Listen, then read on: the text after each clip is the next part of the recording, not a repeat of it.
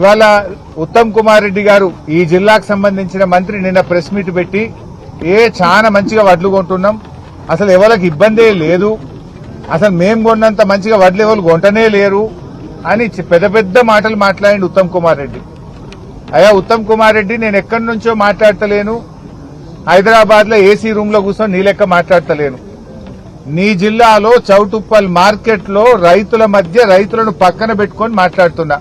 ఇగో ఈ అమ్మ ధనమ్మ, ఈ చెల్లె నిర్మల, ధనమ్మ మార్కెట్ కు వడ్లు తెచ్చి 20 రోజులైంది. నిర్మల గారు మార్కెట్ కు వడ్లు తెచ్చి దాదాపు 24 రోజులైతా ఉంది. 24 రోజులైనా వడ్లు కొనే దిక్కు లేదు. 30 తారీఖు నాడు మాయిశ్చర్ చూసిండ్రు, ఇవాళకి కూడా కాంటా అయితలేదు. మాయిశ్చర్ పాస్ అయినాక కూడా 8 రోజులైనా కాంటా పెట్టే దిక్కు లేదు. అంటే రైతులు 20 రోజుల నుంచి 30 రోజులు మార్కెట్లో పడిగాపులు కాస్తా ఉన్నారు. 44 డిగ్రీల ఎండకు మాడిపోతా ఉన్నారు, పిట్టల్లాగా రాలిపోతా ఉన్నారు. నీ ప్రభుత్వం యొక్క చేతగాంతనం వల్ల ఇలా రైతులు చాలా కష్టాలు పడుతున్నటువంటి పరిస్థితి వచ్చింది.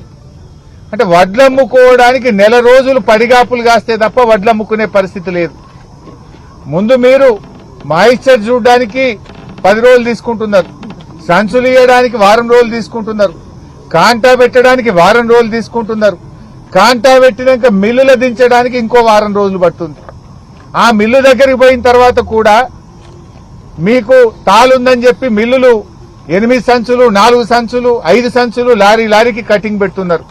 ఈడ తరుగు తీస్తున్నారు, ఆడ మిల్లులలో కోత పెడుతున్నారు. అంటే ఏం జరుగుతా ఉంది? మీకు వడ్లు కొనడం చేతనైతలేదా? నేను అడుగుతా ఉన్నా ఉత్తమ్ కుమార్ రెడ్డి, నువ్వు హైదరాబాద్ లో కూర్చొని మాట్లాడు కాదు, రా గల్లీలకు రా, రైతులు వడ్లమ్మే కొనుగోలు కేంద్రాలకు రా, మార్కెట్ యార్డ్లకు వచ్చి రైతుల మధ్య రైతుల బాధలు విను, రైతుల కష్టాలు విను, సమస్యలు పరిష్కారం చేయి.